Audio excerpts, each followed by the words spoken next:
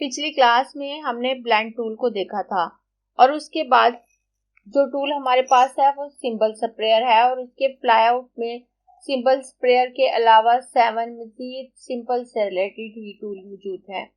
लेकिन इन टूल को बताने से पहले हम सिंबल पैनल को देखेंगे, क्योंकि इन टूल को यूज करने के लिए सिंबल्स हम सिंबल पैनल से ही लेते हैं। तो इसलिए आज की क्लास में हम सिंबल पैनल को समझ लेते हैं और नेक्स्ट क्लास में हम इन टूल्स को सीखेंगे। मैं हूं आपकी टीचर मुबीना बारी और आप देख रहे हैं effort for success.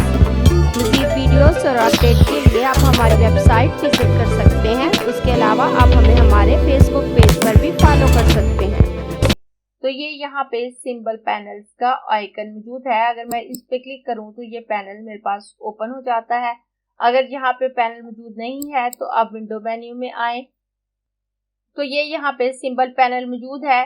Shift control F11 इसकी शॉर्टकट की है। अगर आप अपने कीबोर्ड से शिफ्ट कंट्रोल और F11 एक साथ प्रेस कर दें तो भी ये पैनल ओपन हो जाता है। इससे पहले हम ग्राफिक स्टाइल के पैनल को देख चुके हैं। जब हम किसी शेप पे इफेक्ट अप्लाई करते हैं तो उसको हम ग्राफिक स्टाइल में ऐड करते हैं, लेकिन जब हम मुख्तलिफ शेप्स को मिलाकर कोई ऑब्जेक्ट क्रिएट करते हैं तो उसको हम सिंबल्स में ऐड करते हैं। इसमें अगर हम मुख्तलिफ शेप को ग्रुप करके एक सिंबल के तौर पे ऐड करना चाहें तो भी आसानी से कर सकते हैं, या मुख्तलिफ शेप को एक साथ अगर हम सिलेक्ट करके सिंबल में ऐड करते हैं तो भी वो ऐड हो जाती हैं। तो मैं रेक्टेंगल टूल लेकर यहाँ पर एक स्क्वायर ड्रॉ कर लेती हूँ और स्क्वायर ड्रॉ करने के बाद यहाँ पर एक और स्क्वायर ड्रॉ कर लेती हूँ और इनके कलर को चेंज कर लेती हूँ। मैं इसमें ये वाला कलर फिल कर दूंगी और इस पीछे वाले स्क्वायर को सिलेक्ट करूंगी और सिलेक्ट करने के बाद इसमें मैं ये वाला कलर फिल कर देती हूँ। बेसिकली ये दो स्क्वायर शेप्स हैं, लेकिन अगर हमने काफी मेहनत से कोई शेप तैयार की है, कोई फ्लावर बनाया है, कोई ट्री शेप बनाई है, किसी एनिमल की शेप डिजाइन की है, कोई भी शेप जो हमने डिजाइन की है और हम फ्यूचर में यूज के लिए उसे सेव करना चाहते हैं तो हम उसे सिंबल में सेव कर सकते हैं। इसको सिलेक्ट करूंगी। अब ये यहाँ पे न्यू सिंबल का ऑप्शन है। अगर मैं इस पे क्लिक करूं तो मेरे पास इस तरह का पैनल आ जाता है। अब यहाँ मेरे पास सबसे ऊपर न्यू सिंबल का ऑप्शन है और अगर मैं इसे कोई नाम देना चाहूँ तो मैं दे सकती हूँ। उसके बाद एक्सपोर्ट टाइप है, तो यहाँ हमारे पास दो ऑप्शन है, मूवी क्लिप और ग्राफिक। तो यहाँ पर अगर तो आप इलस्ट्रेटर में काम कर रहे हैं, फ्यूचर में इलस्ट्रेटर में ही यूज करने के लिए इसको सेव कर रहे हैं, तो फिर चाहे आप मूवी क्लिप सेलेक्ट कर लें चाहे ग्राफिक सेलेक्ट कर लें, कोई फर्क नहीं पड़ेगा। दोनों सूरतों में आपकी वर्किंग सेम रहती है। लेकिन अगर आप एडोबी फ्लैश में ले जाकर इसको एनिमेट करना चाहते हैं तो फिर आप इसे एज ए मूवी क्लिप ले जाएं तो आप इजीली काम कर सकते हैं। उस सूरत में आप यहाँ से मूवी क्लिप सेलेक्ट करते हैं तो आप अपनी मर्जी से यहाँ कोई भी ऑप्शन सेलेक्ट कर सकते हैं। उसके बाद यहाँ पे डायनेमिक सिंबल है और स्टैटिक सिंबल है, तो इन दोनों में क्या फर्क है वो मैं आपको थोड़ा सा बता देती हूँ। मैं इसको सिंबल बनाने से पहले यहाँ से कैंसिल करूंगी और यहाँ पे इसकी एक कॉपी ऑल्ट के साथ नीचे ले लेती हूँ और इनके कलर को चेंज कर देती हूँ। मैं इसको सिलेक्ट करके इसमें रेड कलर फिल कर दूंगी और इसको सिलेक्ट करके यहाँ से इसमें ऑरेंज कलर फिल कर देती हूँ। मैं टेक्स्ट टूल लेकर यहाँ पर डी लिख देती हूँ और इसके साइज को मैं यहाँ से बड़ा कर लेती हूँ और उसके बाद मैं टेक्स्ट टूल लेकर यहाँ पर एस लिख लूंगी और इसको भी बड़ा कर लूंगी।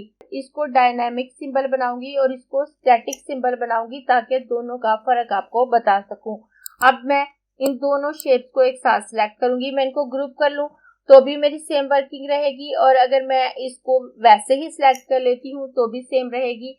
और यहाँ से न्यू सिंबल पे क्लिक करूंगी और यहाँ से मैं डायनामिक रखूंगी और ओके कर दूंगी। अब ये सिंबल यहाँ पे ऐड हो गया। उसके बाद मैं इन दोनों को सिलेक्ट करूंगी और अब मैं यहाँ से न्यू सिंबल के ऑप्शन पे क्लिक कर लूंगी तो सेम मेरे पास पैनल आता है। अब मैं यहाँ से स्टैटिक सिंबल पे चेक लगाकर ओके करूंगी तो ये यहाँ पे ऐड हो गया। आप यहाँ से ऐड करें या यहाँ से सेम ऑप्शन हमारे पास आते हैं। उसके बाद इन सिंबल को अप्लाई करने के लिए मुझे किसी शेप की जरूरत नहीं है कि मैं उस पर अप्लाई करूं। मैं जिस भी सिंबल को सिलेक्ट करूंगी उसे ड्रैग करके मैं अपने डॉक्यूमेंट में ऐड कर सकती हूं और उसकी कॉपीज भी ले सकती हूं। जैसे इसे मैं ड्रैग करके अगर यहाँ पे लेके आऊं तो ये सिंबल यहाँ पे ऐड हो गया, और अगर मैं इस पर क्लिक करूं तो ये भी सिंबल ही बन चुका है जिसको मैंने सिलेक्ट करते हुए सिंबल में ऐड किया था। और उसके बाद मैं ऑल्ट के साथ इसकी एक और कॉपी ले लूंगी और उसके बाद मैं इसको सिलेक्ट करूंगी और ऑल्ट के साथ इसकी भी कॉपीज ले लूंगी। और कॉपीज लेने के बाद जो सिंबल मेरा डायनेमिक सिंबल है मैं उसको चेंज कर सकती हूँ। उसके किसी एक पार्ट को, अगर मैं पूरे सिंबल को चेंज नहीं करना चाहती, किसी एक पार्ट को एडिट करना चाहती हूँ तो मैं कर सकती हूँ।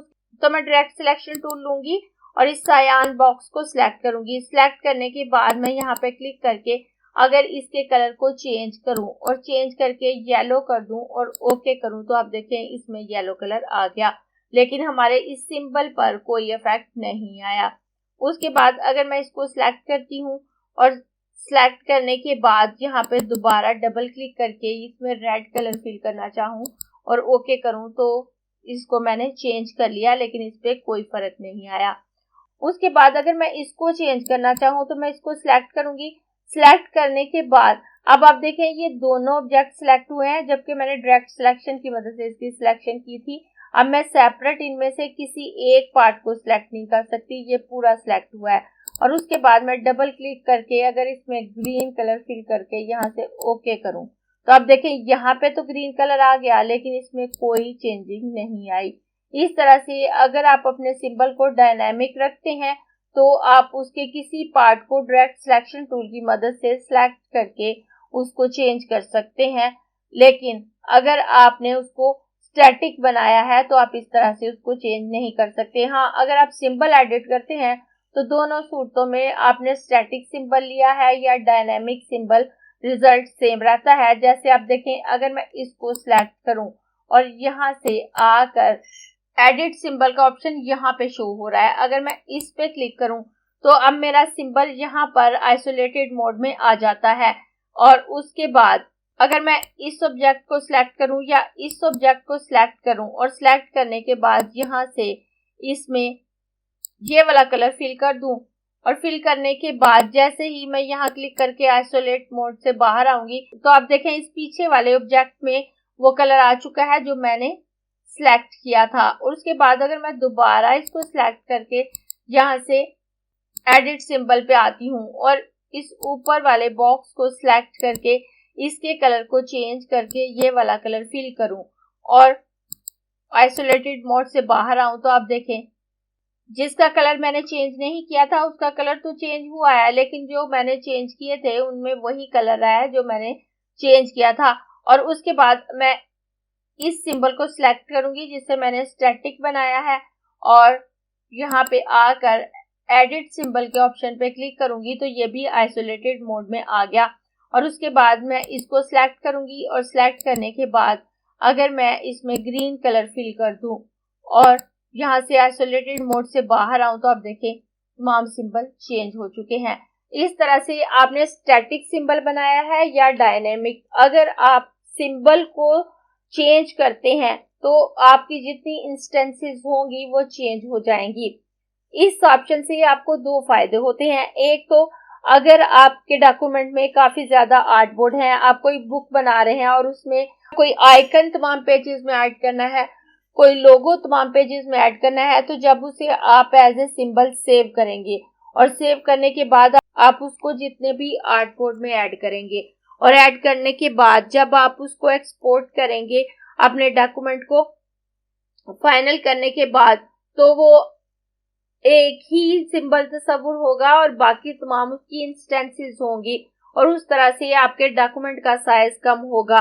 और उसके अलावा अगर आपने एक ही सिंबल को काफी सारी जगहों पे यूज किया है और आप उसमें कोई चेंजिंग करना चाहते हैं, जैसे अगर आपने कोई आइकन रेड कलर में बनाया है और उसको डिफरेंट जगहों पे यूज किया है, लेकिन बाद में आपका क्लाइंट आपको कहता है कि इसका कलर चेंज करके ब्लू कर दो, तो अगर आपने वहां पे कॉपीज यूज की होंगी तो आपको 1 बाय 1 वो चेंज करना होगी। लेकिन अगर आपने एज ए सिंबल सेव करने के बाद उनको यूज किया होगा तो आप एक सिंबल का कलर चेंज करेंगी, अपने सिंबल को एडिट करेंगे, तो वो तमाम कॉपीज जो आपने ली होंगी, वो तमाम इंस्टेंसेस जो आपने ली होंगी, वो वहां पर चेंज हो जाएंगी।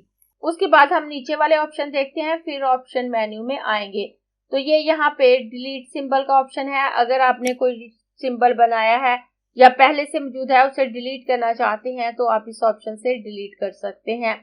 जैसे अगर मैं इस सिंबल को डिलीट करना चाहूं, तो मैं यहाँ से डिलीट सिंबल पे क्लिक करूं तो इस तरह से ऑप्शन आता है। अगर मैंने उसको कहीं यूज किया होगा तो यहाँ मुझे ऑप्शन आ रहा है कि one or more of the symbol are in use cannot be deleted until their instance are expand or delete। जब तक आप इसके इंस्टेंस को एक्सपेंड या डिलीट नहीं कर देते, ये डिलीट नहीं होंगी। तो अगर आप इसको डिलीट करते हैं तो ये इसकी इंस्टेंसेस भी डिलीट हो जाएंगी। अगर मैं यहाँ डिलीट इंस्टेंसेस पे क्लिक करूँ तो आप देखिए मेरा सिंबल भी डिलीट हो गया और यहाँ से उसकी इंस्टेंसेस भी डिलीट हो गई। तो मैं ये टेक्स्ट भी यहाँ से डिलीट कर देती हूँ। और उसके बाद आप देखें जो डायनेमिक सिंबल होता है उसके साथ नीचे यहाँ प्लस का आइकन शो हो रहा होता है, जिससे आपको आइडिया हो जाता है कि ये एक डायनेमिक सिंबल है।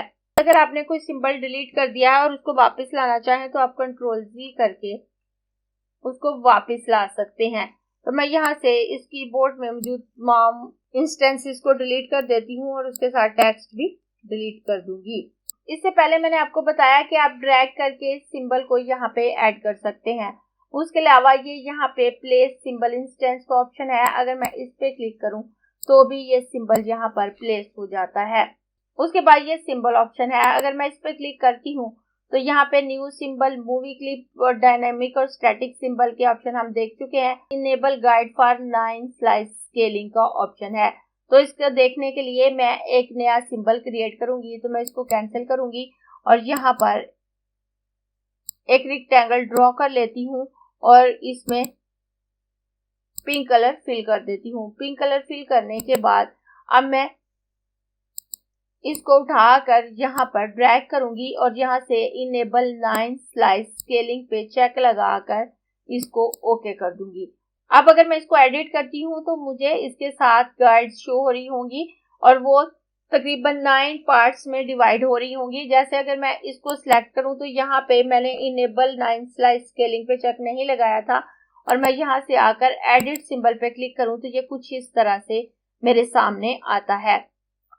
और उसके बाद मैं इसको सिलेक्ट करूंगी और यहाँ पे आकर एडिट सिंबल पे क्लिक करूं तो आप देखें यहाँ से इस तरह से मुझे गाइड शो हो रही हैं और 1 2 3 इस तरह से इसके 3 पार्ट्स बन रहे हैं। 1 2 3 इस तरफ से भी 3 पार्ट्स बन रहे हैं।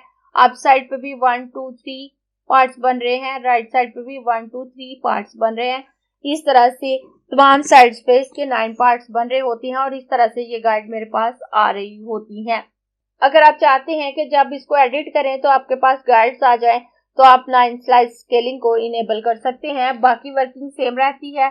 आप इसको रीसाइज कर सकते हैं, यहाँ से आप इसको रोटेट कर सकते हैं, आप इसका कलर चेंज कर सकते हैं। जैसे मैंने इसको रोटेट कर दिया और इसका कलर चेंज करके पर्पल कर दूंगी और उसके बाद जैसे ही आइसोलेटेड मोड से बाहर आऊंगी तो आप देखें यहाँ पे भी चेंजिंग आ चुकी है और यहाँ पे भी।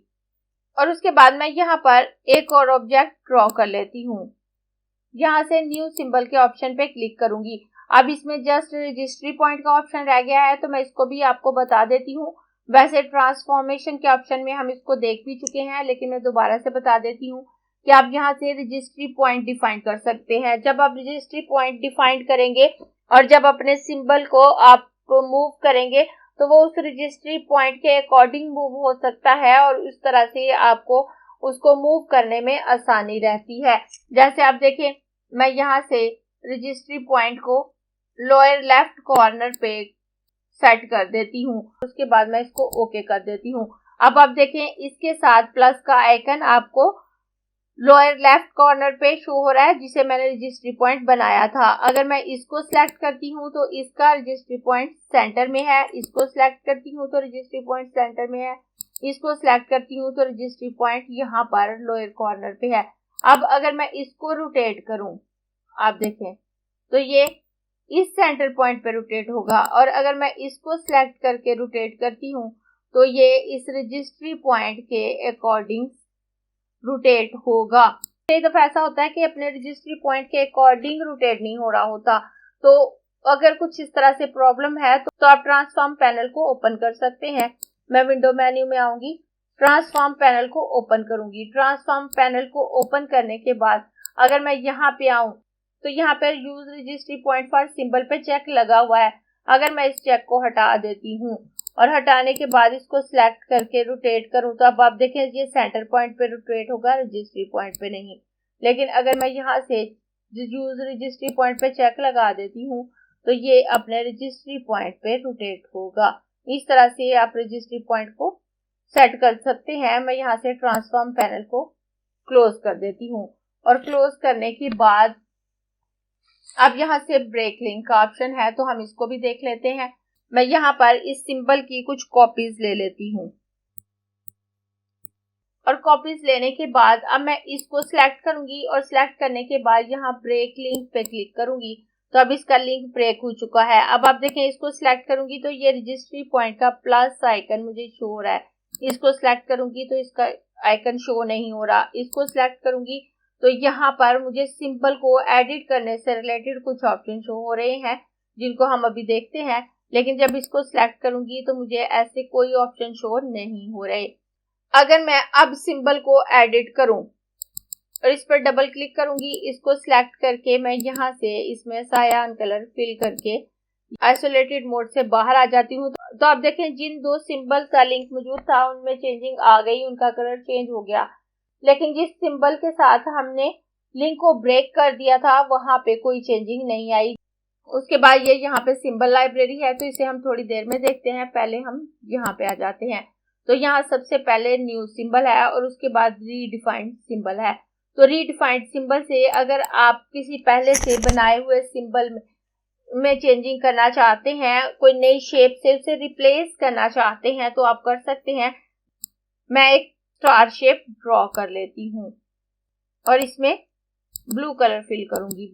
एक इलिप्स ले लूंगी और यहाँ पर ड्रॉ कर लेती हूँ। मैं इसमें सायान कलर फिल कर दूंगी। सायान कलर फिल करने के बाद मैं इसको उठाकर इसके ऊपर रख देती हूँ और अरेंज ऑप्शन पे आकर इसे ब्रिंग टू फ्रंट कर दूंगी। इनको सिलेक्ट करके थोड़ा सा यहाँ पे रख लेती हूँ और इस पैनल को भी बाहर निकाल के यहाँ पे रखूंगी और इस बकाया पैनल्स को क्लोज कर देती हूँ। मैंने इसको सिलेक्ट किया है। उसके बाद मैं उस सिंबल को सिलेक्ट करूंगी जिसे मैं रीडिफाइन करना चाहती हूँ और उसके बाद मैं यहाँ पे क्लिक करूंगी। अब मैं यहाँ पे रीडिफाइंड सिंबल पे क्लिक करूं तो आप देखें यहाँ पर ये शेप चेंज हो गई और उसके साथ साथ जो सिंबल इंस्टेंस मैंने यहाँ पे ऐड की थी वो भी चेंज हो गई। मैं दोबारा यहाँ पे आऊं तो डुप्लीकेट सिंबल है, तो जो सिंबल आपका सिलेक्ट होगा अगर आप डुप्लीकेट सिंबल पे क्लिक करेंगे तो वो डुप्लीकेट होके आ जाएगा। मेरा ये सिंबल सिलेक्ट था तो ये डुप्लीकेट हो गया। उसके बाद डिलीट सिंबल है तो डिलीट सिंबल का ऑप्शन यहाँ पे भी है। अगर आप डिलीट सिंबल पे क्लिक करते हैं और यस कर देते हैं तो ये डिलीट हो जाता है। और उसके बाद मैं दोबारा यहाँ पे आऊंगी तो नेक्स्ट एडिट सिंबल है जिसको हम देख चुके हैं। प्लेस सिंबल इंस्टेंस का ऑप्शन यहाँ पे भी है और यहाँ पे भी।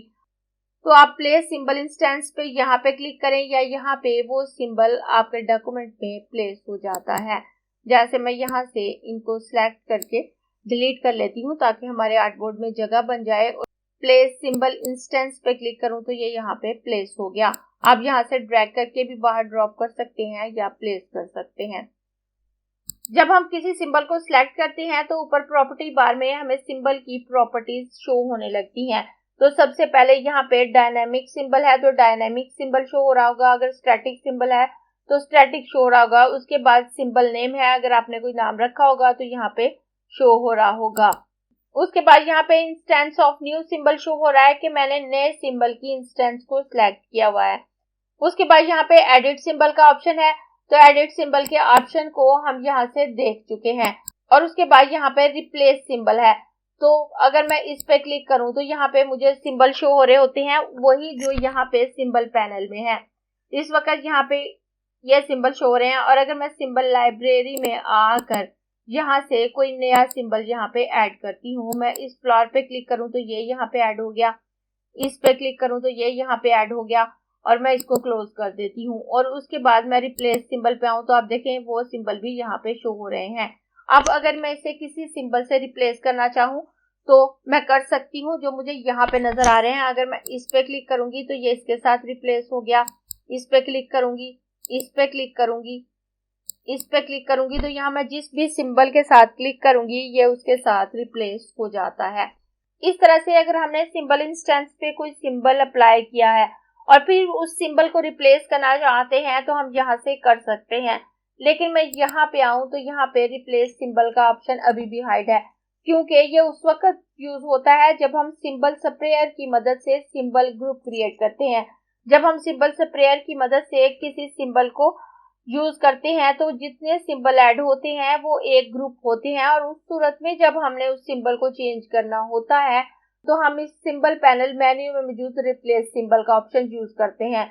मैं यहाँ से इनको डिलीट कर लेती हूँ और डिलीट करने के बाद मैं यहाँ से सिंबल स्प्रेयर सिलेक्ट करूंगी और यहाँ से ये वाला सिंबल सिलेक्ट कर लेती हूँ। वैसे इन ऑप्शन को डिटेल से हम अगली क्लास में देखेंगे।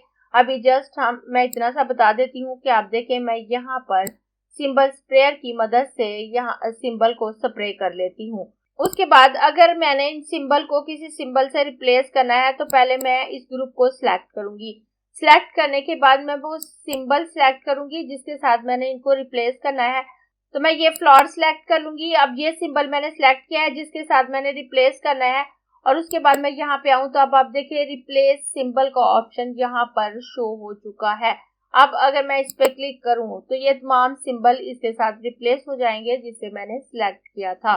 मैं यहाँ से डिलीट कर देती हूँ और डिलीट करने के बाद मैं ड्रैग करके इस सिंबल को यहाँ पे ऐड करूंगी और शिफ्ट के साथ मैं इसके साइज को बड़ा कर लेती हूँ। बड़ा करने के बाद मैं यहाँ पे आऊंगी तो अब आप देखें नेक्स्ट ऑप्शन रीसेट ट्रांसफॉर्मेशन है।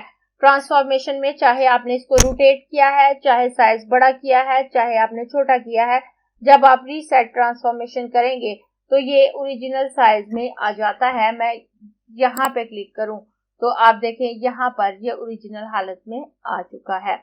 उसके बाद मेरे पास ये वाला सिंबल मौजूद है और मैं इस सिंबल को यहाँ पर ऐड कर लेती हूँ और यहाँ से इस सिंबल को यहाँ पे ऐड कर लेती हूँ और उसके बाद यहाँ पे आकर सिलेक्ट ऑल अनयूज्ड पे क्लिक करूँ तो आप देखें जितने सिंबल मैंने यूज किए थे सिर्फ वो सिलेक्ट नहीं हुए, उसके अलावा तमाम सिंबल सिलेक्ट हो गए हैं। इस तरह से अगर मेरे पास बहुत बड़ा डॉक्यूमेंट है और मैंने काफी सिंबल यूज किए हैं और कुछ नहीं किए हैं लेकिन मुझे नहीं पता कि कौन से यूज होने वाले रहते हैं और कौन से हो चुके हैं, तो मैं इस तरह से अगर सिलेक्ट ऑल अनयूज्ड पे क्लिक करूं तो जितने सिंबल मेरे यूज नहीं हो रहे होंगे वो सिलेक्ट हो जाएंगे और उसके बाद अगर मैंने डिलीट भी करना चाहूँ एक साथ तो कर सकती हूँ और मैं दोबारा यहाँ पे आऊंगी। उसके बाद सिलेक्ट ऑल इंस्टेंस है। जैसे आप देखें मैं इसकी ऑल्ट के साथ कॉपी ले लूंगी, इसकी ऑल्ट के साथ कॉपी ले लूंगी, सिलेक्शन खत्म कर दूंगी। अब मैंने इसको सिलेक्ट नहीं किया हुआ और इस सिंबल को सिलेक्ट करूंगी। अब मेरा ये सिंबल सिलेक्ट है और मैं इस पे क्लिक करूंगी तो आप देखें select all instance. Instance basically इसकी कॉपीज ही को कहते हैं। इंस्टेंस का मतलब मिसाल होता है कि उस जैसा होना। अगर आपने किसी सिंबल की ज्यादा इंस्टेंस क्रिएट की हुई हैं और आप उनको सिलेक्ट करना चाहते हैं चाहे वो डिफरेंट आर्टबोर्ड पे ही मौजूद क्यों ना हो, तो जब आप सिलेक्ट ऑल इंस्टेंस करेंगे तो आप देखें तमाम इंस्टेंसेस की सिलेक्ट हो गई। उसके बाद अगर आप कोई चेंजिंग करें तो एक साथ इनमें कर सकते हैं। उसके बाद मैं यहाँ पे आऊँ तो सॉर्ट बाय नेम है, तो अगर आप इस पे क्लिक करेंगे तो जो नाम आपने रखे होंगे उसके मुताबिक इनकी तरतीब आ जाती है। उसके बाद थंबनेल व्यू यहाँ पे मुझे शो हो रहा है। अगर मैं स्मॉल लिस्ट व्यू करूँ तो इस तरह से शो होगा, अगर मैं लार्ज लिस्ट व्यू करती हूँ तो इस तरह से शो होता है। उसके बाद यहाँ पर मेरे पास सिंबल ऑप्शन है, अगर मैं इस पे क्लिक करूँ तो ये मेरे पास वही पैनल आ जाता है जो यहाँ पे क्लिक करने से आया था या न्यू सिंबल ऐड करते वक्त आता है। तो इसके तमाम ऑप्शन हम देख चुके हैं तो मैं कैंसिल कर देती हूँ और उसके बाद मैं यहाँ पे आऊँ तो यहाँ पे ओपन सिंबल लाइब्रेरी है। अगर मैं इस पर क्लिक करूं तो ये लाइब्रेरी ओपन हो जाती है। इसको हम यहाँ से भी ओपन कर सकते हैं। और उसके बाद सेव सिंबल लाइब्रेरी है, तो अगर हम किसी सिंबल को सेव करना चाहें तो कर सकते हैं। पहले मैं यहाँ से थंबनेल व्यू पे आ जाती हूँ। उसके बाद ये वाला मेरा सिंबल सिलेक्ट है। मैं यहाँ पे आकर सेव सिंबल लाइब्रेरी पे क्लिक करूंगी और यहाँ से स्टार नाम से सिंबल्स की डिफॉल्ट लोकेशन पे मैं इसको सेव कर दूंगी। मैं इन सबको डिलीट कर देती हूँ। और उसके बाद मैं यहाँ से सिंबल लाइब्रेरी मेन्यू पे क्लिक करूंगी तो यहाँ यूजर डिफाइंड में वो तमाम लाइब्रेरीज मुझे शो हो रही होती हैं जो मैंने सेव की थी। और यहाँ स्टार नाम से लाइब्रेरी मैंने सेव की थी, तो मैं इस पे क्लिक करूंगी तो ये लाइब्रेरी मेरे पास आ गई। अब यहाँ पे क्लिक करके मजीद लाइब्रेरीज ओपन कर सकते हैं। मैं इस पैनल को थोड़ा सा बड़ा कर लेती हूँ। उसके बाद अदर लाइब्रेरी है, तो अगर आपने किसी और लोकेशन पे कोई लाइब्रेरी सेव की है तो उसको यहाँ से एक्सेस कर सकते हैं और ओपन कर सकते हैं। अदर लाइब्रेरीज में कैसे सेव करना है और कैसे ओपन करना है, ग्राफिक स्टाइल को सेव करके मैंने दिखाया है। आप सिंबल को सेव कर रहे हैं या ग्राफिक स्टाइल को, सेम प्रोसेस रहता है। तो आप ग्राफिक स्टाइल वाली वीडियो देख के सीख सकते हैं कि आप किसी दूसरी लोकेशन पे लाइब्रेरी को कैसे सेव कर सकते हैं, या यूजर डिफाइंड में मौजूद लाइब्रेरीज को अगर आपने डिलीट करना है तो कैसे कर सकते हैं। उसके बाद मैं इन एरोज पे क्लिक करके इन लाइब्रेरीज के दरमियान नेविगेट कर सकती हूँ और इसमें से किसी भी ऑब्जेक्ट को लेकर मैं यूज कर सकती हूँ। जैसे यहाँ से अगर मैं इस ऑब्जेक्ट को लेती हूँ और ऑब्जेक्ट को लेने के बाद मैं शिफ्ट के साथ इसके साइज को बड़ा करूँ, उसके बाद अपने किसी आर्टवर्क को आप फ्लिप करना चाहें तो भी कर सकते हैं। मैं इसको सिलेक्ट करूंगी, विंडो मेन्यू में आकर यहाँ से ट्रांसफॉर्म पैनल को ओपन करूंगी। यहाँ से मैं फ्लिप हॉरिजॉन्टल पे क्लिक करूं तो ये फ्लिप हो गया। मैं इसको क्लोज कर देती हूँ और उसके बाद मैं इसको यहाँ पे रख दूंगी। अगर मैं इस इमेज को ड्रैग करके यहाँ पे लेके आऊं और इसके साइज को थोड़ा सा बड़ा करके यहाँ पे रखूं, मैं इसमें से मजीद एक दो इमेजेस उठा लेती हूँ। मैं इस ड्रम के इमेजेस को भी उठा लेती हूँ और उसके बाद मैं इस गर्ल के इमेज को भी यहाँ पर उठा लूंगी और इसके साइज को थोड़ा सा चेंज कर लेती हूँ और इसको यहाँ पे रख लेती हूँ। यहाँ पे रखने के बाद इसकी एक कॉपी ऑल्ट के साथ यहाँ पे लूंगी और इसको भी फ्लिप कर लेती हूँ। अब देखें, ये जितने भी सिंबल्स मैंने यहाँ पे ऐड किए हैं ये स्टैटिक सिंबल हैं। इनमें किसी के साथ भी आपको प्लस आइकन शो नहीं हो रहा। लेकिन अगर आप किसी स्टैटिक सिंबल को डायनामिक सिंबल में कन्वर्ट करना चाहें तो आप कैसे करेंगे, उसके लिए आप उसको सिलेक्ट करें और सिलेक्ट करने के बाद यहाँ से ब्रेक लिंक कर दें। जब आप ब्रेक लिंक करेंगे तो वो एक सेपरेट वेक्टर बन जाएगा और उसका आपके सिंबल के साथ कोई लिंक नहीं रहेगा। उसके बाद आप दोबारा उसको यहाँ से न्यू सिंबल के तौर पे ऐड करें और यहाँ से डायनामिक सिंबल सेलेक्ट करके ओके कर दें। तो अब आप देखें वही इमेज है लेकिन एज ए डायनामिक सिंबल यहाँ पर ऐड हो गया। अब अगर आप इसको एडिट करना चाहें तो कर सकते हैं। जैसे आप देखें, अगर मैं इसका ड्रेस कलर चेंज करना चाहती हूँ तो मैं यहाँ से ग्राफिक स्टाइल के पैनल को ओपन कर लेती हूँ और यहाँ पे कुछ ग्राफिक स्टाइल एक्सप्लोर कर लूंगी। तो मैं यहाँ से ये वाला ग्राफिक स्टाइल यहाँ पे ऐड कर लेती हूँ। उसके बाद ये वाला ग्राफिक स्टाइल यहाँ पे ऐड कर लूंगी और इसको क्लोज कर देती हूँ। क्लोज करने के बाद अब मैं डायरेक्ट सिलेक्शन टूल लेकर, ये एक डायनामिक सिंबल है तो इसको सिलेक्ट करूंगी। अब मैंने इसके ड्रेस को सिलेक्ट किया है और इस पे क्लिक करूं तो अब आप देखें इसका कलर कुछ इस तरह से हो चुका है। और इस तरह से आप किसी स्टैटिक सिंबल को यहाँ पे ऐड करके उसमें चेंजिंग कर सकते हैं, या फिर आप इसको सिलेक्ट करें, ब्रेक लिंक कर दें तो ये एक सेपरेट वेक्टर हो जाएगा। उसके बाद मैं इसकी ड्रेस को सिलेक्ट करके यहाँ पे क्लिक करूंगी तो आप देखें इसमें ये वाला कलर आ गया। और अगर आप इसकी शेप को चेंज करना चाहें, ब्रैकेट सेक्शन टूल लेकर जस्ट ये वाले एंकर पॉइंट को सिलेक्ट करूंगी और इसको अंदर की तरफ ड्रैग कर दूं तो आप देखें इसमें चेंजिंग आ गई। और उसके बाद मैं यहाँ से डायरेक्ट सिलेक्शन टूल लूंगी। डायरेक्ट सिलेक्शन टूल लेकर इस एंकर पॉइंट को सिलेक्ट करके अगर बाहर को ड्रैग करूं तो आप देखें ये कुछ इस तरह से ड्रैग हो गया। और उसके बाद मैं इस एंकर पॉइंट को सिलेक्ट करके बाहर की तरफ ड्रैग करूं तो आप देखें इसका ड्रेस कंप्लीटली चेंज हो चुका है। और उसके बाद मैं इसके शूज़ को सिलेक्ट करके